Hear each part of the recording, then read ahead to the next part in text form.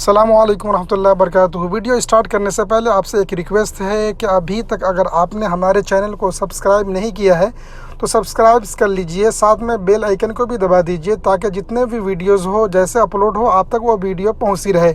अब आइए वीडियो शुरू करते हैं। हमेशा की तरह आप तमाम लोगों का हमारे इस चैनल में स्वागत है। दोस्तों, आज बहुत ही इमोशनल वीडियो आपके सामने इंशाल्लाह शेयर करने की कोशिश कर रहा हूँ।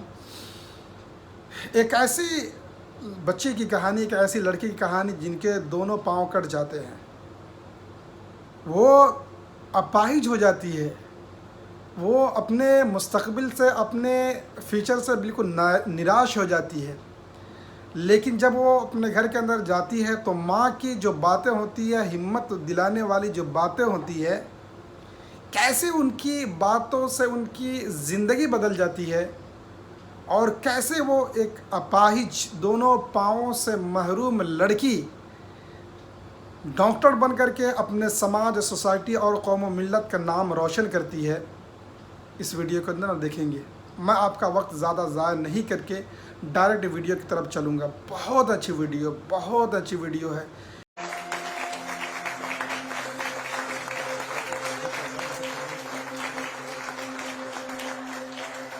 मैं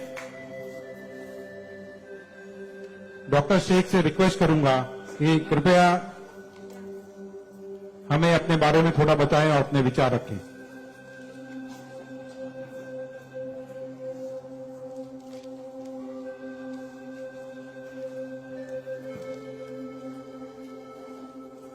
सबसे पहले तो मैं अल्लाह रब्बुल इज़्ज़त की बहुत ज़्यादा शुक्रगुजार हूँ कि उसने मुझे इतनी इज्जत दी और इस मकाम तक पहुंचाया कि मैं अपनी लाइफ के जो फैक्ट्स हैं, जो जर्नी में आपके साथ शेयर कर सकूं।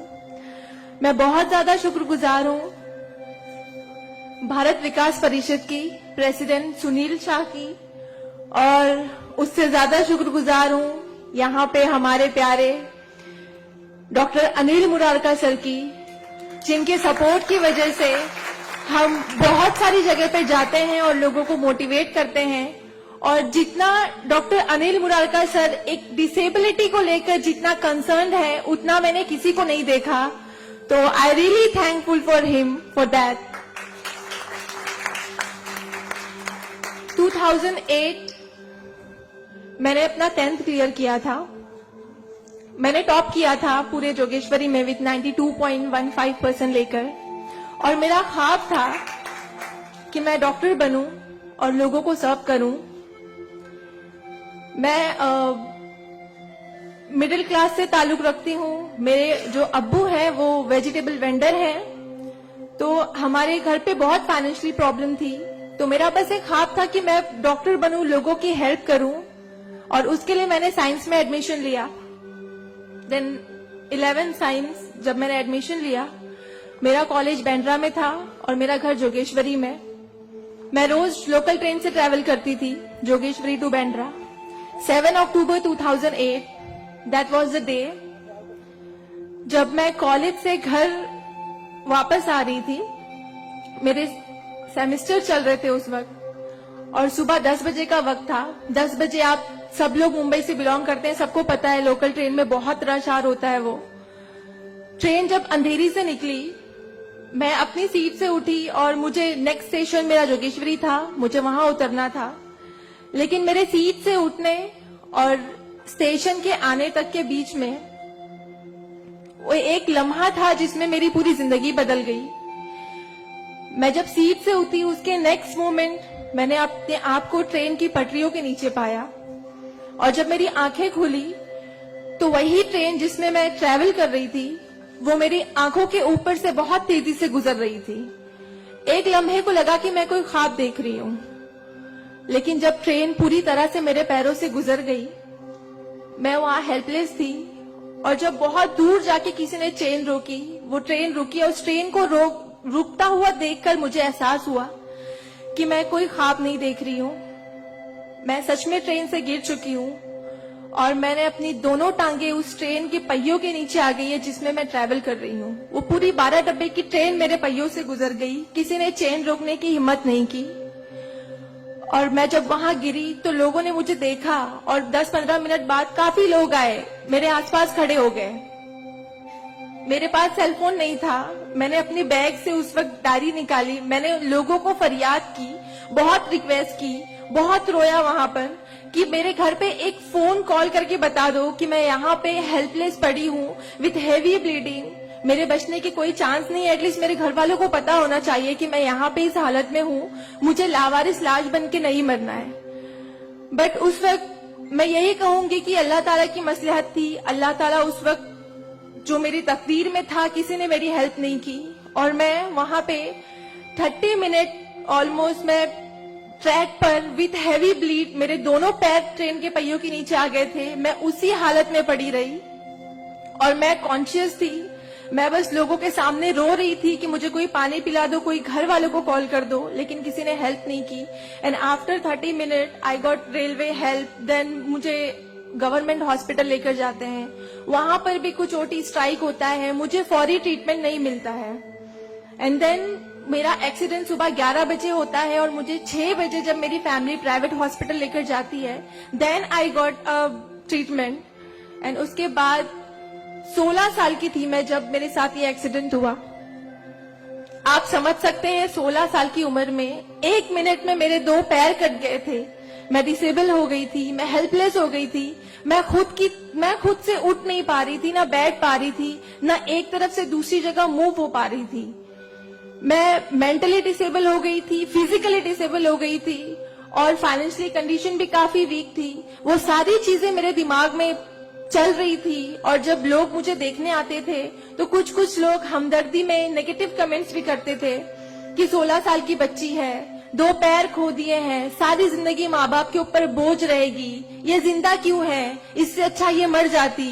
ये सारी बातें लोग आके जब मेरे सामने करते तो मेरे जहन में वो सारी बातें चलती कि सीरियसली मुझे अल्लाह ने जिंदा क्यों रखा, जब मुझसे दोनों पैर ही लेने थे 16 साल की उम्र में, मैं खुद से मूव नहीं कर सकती हूँ। मेरी मम्मी को इतना सब कुछ झेलना पड़ रहा है। जिस उम्र में मुझे अम्मी की हेल्प करनी चाहिए, उस उम्र में वापस से मम्मी मुझे गोद में उठाकर लेकर जा रही है, वापस से मेरी खिदमतें कर रही हैं। तो मेरी जिंदगी का मकसद क्या है? मुझे दोबारा जिंदगी क्यों दी अल्लाह ने? मैं बहुत शिकायतें करती थी अल्लाह से, मैं बहुत रोती थी, लेकिन उस मुश्किल वक्त में मेरे कॉलेज, मेरे स्कूल टीचर्स और बहुत से ऐसे नेक बंदे भी थे जिन्होंने मुझे हौसला दिया। उनमें सबसे पहले मेरी फैमिली आती है, मेरी बड़ी सिस्टर की फैमिली आती है। मेरी मम्मी ने मुझे एक जुमला कहा जो जिंदगी भर और मैं हर फंक्शन में बोलती हूँ, वो कि बेटा तुम रो मत, तुम्हारे साथ आज जो ये हादसा हुआ है, अल्लाह ने तुमसे सिर्फ 2 पैर लिए हैं, तुम्हारे पास तुम्हारा दिमाग है, तुम इतनी फास्ट ट्रेन से गिरी हो, तुम्हारे सर पे चोट लग सकती थी, तुम्हारी जान जा सकती थी, लेकिन अल्लाह ने सिर्फ तुमसे 2 मामूली पैर लिए हैं। क्या पता फ्यूचर में तुम्हारे लिए बहुत कुछ रखा हो। तब मुझे बातें उनकी समझ नहीं आती थी, लेकिन अल्हम्दुलिल्लाह अल्लाह का लाख लाख शुक्र है कि आज इस मौके पर जब लोग मुझे एज अ इंस्पिरेशन समझते हैं, एक आइडियल करते हैं, तो मुझे समझ में आता है कि मेरी अम्मी सच बोलती थी कि हौसला रखो, सिर्फ 2 टांगे गई है। आज मैं जब अपने प्रोस्थेटिक लेग से चलती हूँ तो लोगों को पता नहीं चलता कि मेरे पास 2 पैर नहीं है। मेरा एक पैर थाइस के पास से नहीं है, दूसरा नी के पास से नहीं है, बट लोगों को ये अंदाजा नहीं होता है। तो बस मेरी अम्मी ने जो एक बात कहा था कि अल्लाह पे यकीन रखो बच्चा, तुम्हारे साथ जो हो रहा है और जो होगा वो सब अल्लाह ने प्लान किया हुआ है, तुम बस हिम्मत मत हारो कभी भी और बस डटे रहो अपने जुनून के पीछे कि तुम्हें डॉक्टर बनना है। तुम्हारी 2 टांगे नहीं तो क्या हुआ, तुम्हारे पास दिमाग है, तुम ज़हीन हो, तुम आगे बढ़ो। और क्या पता तुम आगे लोगों को आइडियलाइज कर, लोग तुम्हें आइडियलाइज करें इस चीज को लेके। मेरे doctor Sanjay Kantharia, orthopaedic surgeon, उन्होंने सबसे ज्यादा सपोर्ट किया इस बात को लेकर कि तू डॉक्टर बन। मैंने अपनी जीने की उम्मीद छोड़ दी थी, डॉक्टर बनने की उम्मीद छोड़ दी थी, लेकिन जब उन्होंने मुझे बताया कि तुम डॉक्टर बन सकती हो, तुम बनो, देन मैंने प्रिपरेशन स्टार्ट की।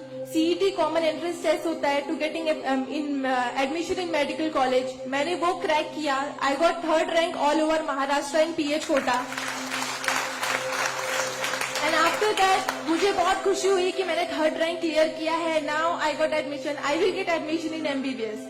बट वहां पर भी एक प्रॉब्लम थी मेरे लिए कि मुझे डिसेबल परसेंटेज 89% डिसेबल हूं मैं। और मेडिकल में एडमिशन के लिए 40 to 70 there is a criteria to get admission for MBBS. मैं मोर देन 70% डिसेबल हूँ, ये कहकर मुझे उन्होंने डिनाई किया कि आप एलिजिबल नहीं हो, आप एमबीबीएस में एडमिशन नहीं ले सकते हो, आप डॉक्टर नहीं बन सकते हो। तो उस बात को लेकर मैं बहुत डिप्रेस हो गई। देन मैंने वापस अपनी डॉक्टर से हेल्प मांगी। उन्होंने मुझे एक मशवरा दिया कि आप हाईकोर्ट जाओ, बॉम्बे हाईकोर्ट। और जिस बात के लिए एक नॉर्मल स्टूडेंट को सिर्फ पढ़ाई करनी होती है, अच्छा रैंक लाना होता है, मुझे उस चीज के लिए मैंने वो किया, लेकिन उसके बाद भी मुझे बॉम्बे हाईकोर्ट जाना पड़ा। एंड मैं गई, मैंने अब हार नहीं मानी और मैं गई, बिकॉज वो मेरा हक था, मुझे डॉक्टर बनना था। और जब मैंने वापस अपनी नॉर्मल जिंदगी स्टार्ट की अपने प्रोस्थेटिक लेग से, मैंने आना जाना शुरू किया, अकेले ट्रेन ट्रैवल करना शुरू किया, देन मैंने रियलाइज किया कि मेरे अंदर कोई कमी नहीं है, मैं एक नॉर्मल लड़की हूँ, मेरे पास पैर नहीं तो क्या हुआ, मैं लोगों को सर्व कर सकती हूँ, मेरे अंदर पैशन है डॉक्टर बनने का। तो मैंने वो बस अल्लाह पे यकीन रखा और मैंने ये सोचा कि अगर अल्लाह ने मेरी किस्मत में रखा है डॉक्टर बनना तो मैं जरूर कोर्ट में फाइट करूंगी। एंड देन मैं बॉम्बे हाई कोर्ट गई इन 2011 और वहां पे मेरा केस डॉक्टर मोहित शाह, चीफ जस्टिस मोहित शाह ने देखा। उन्होंने मुझे ऑब्जर्व किया, मेरे प्रीवियस स्टडी रिकॉर्ड्स देखे, वो सारी चीजें देख के, और उन्होंने जब मेरा पैशन देखा डॉक्टर बनने का, सर्व करने का, देन उन्होंने मेरे फेवर में फैसला दिया। एंड 2011 अल्लाह का लाख लाख शुक्र है कि मुझे इंडिया के टॉप मोस्ट कॉलेज में एडमिशन मिला, which is Saint Xavier's medical college and KM hospital. Then 2011 में मैंने अपना एमबीबीएस में एडमिशन लिया। वो जर्नी बहुत आसान नहीं थी मेरे लिए, क्योंकि मेरे पास दो पैर नहीं है। और जब मेरी काउंसलिंग चल रही थी एडमिशन को लेकर, तो काफी जो डॉक्टर्स का पैनल था उन्होंने मुझे बहुत कुछ हकीकत बताई थी कि आपके लिए डॉक्टर फील्ड आसान नहीं है, इसमें पढ़ाई करना 5.5 साल, आपको एक ओपीडी से दूसरी ओपीडी जाना होगा। और तब मैं 2 क्रचेस यूज करती थी मेरे लिए, तो आपके लिए बिल्कुल भी आसान नहीं है, आप हार जाओगे, 1 साल पढ़ोगे, दूसरे साल आप डिनाई कर दोगे, एडमिशन नहीं लोगे, आप गिव अप कर लोगे। लेकिन बस मैंने दिल में ठान लिया था कि मुझे इन्हें गलत साबित करना है और मुझे लोगों को प्रूव करके दिखाना है कि एक लड़की जो 89% डिसेबल है, जिसे लोग ये कहकर सुनाते थे कि सारी जिंदगी माँ बाप के ऊपर बोझ बनी रहेगी, उन्हें प्रूव करना है कि मैं डॉक्टर बन के लोगों को सर्व कर सकती हूँ। और जो मेरे दूसरे डिसेबल भाई बहन हैं, उन्हें भी शो करना है कि after disability, after accident, post accident जो लाइफ होती है वो आप नॉर्मल गुजार सकते हो अपने हौसले की बनिस्बत। तो मैं बस 5.5 साल मैंने बहुत कोशिश की, बहुत दर्द सहे, लेकिन मैंने अल्हम्दुलिल्लाह 2016 में फर्स्ट क्लास से मैंने अपना एमबीबीएस क्लियर किया। और इस बात को देखते हुए मुझे बहुत खुशी होती है, इस बात को बहुत प्राउड मोमेंट था मेरे लिए कि इन 2016 ऑन वुमेन्स डे 8 मार्च मुझे बॉम्बे हाई कोर्ट में फेलिसिटेट किया गया, जो एक हिस्टोरिक मोमेंट था वहां पर कि आउटसाइड से किसी को उन्होंने फेलिसिटेट किया। देन उसके बाद मुझे काफी कॉल्स आए एज अ मोटिवेशनल स्पीकर, मुझे काफी अवार्ड्स मिले। और तब मैंने सोचा कि मेरी जर्नी सिर्फ एमबीबीएस तक नहीं है, मुझे लोगों को और प्रूव करना है कि 89% डिसेबल हो के अगर मैं एमबीबीएस कर सकती हूँ तो मुझे मेडिकल फील्ड की हायर डिग्री अचीव करनी है, which is MD, medicine in doctor in medicine. Then मैंने उसके लिए भी कॉमन एंट्रेंस टेस्ट दिया and again I got third rank in all over Maharashtra. और यहाँ पर भी देन अगेन उन्होंने प्रॉब्लम क्रिएट की मेरे लिए। After completing my MBBS with flying colours, उन्होंने वापस मेरा मेडिकल एडमिशन डिनाई किया कि आप नहीं कर सकते हो because you are 89% disable. Then मुझे एक बहुत हम्बल इंसान मिले, member of parliament Kirit Somaiya sir. उन्होंने फौरन से मेरी एप्लीकेशन सेंट्रल हेल्थ मिनिस्टर के पास लेकर गए और वहां से विद इन 2 डेज ये जो क्राइटेरिया है 40 to 70% डिसेबिलिटी का मेडिकल में एडमिशन के लिए, this is a 20 years old clause, और विद इन 2 डेज ये क्लॉज चेंज करवाया उन्होंने बिकॉज ऑफ माई एप्लीकेशन।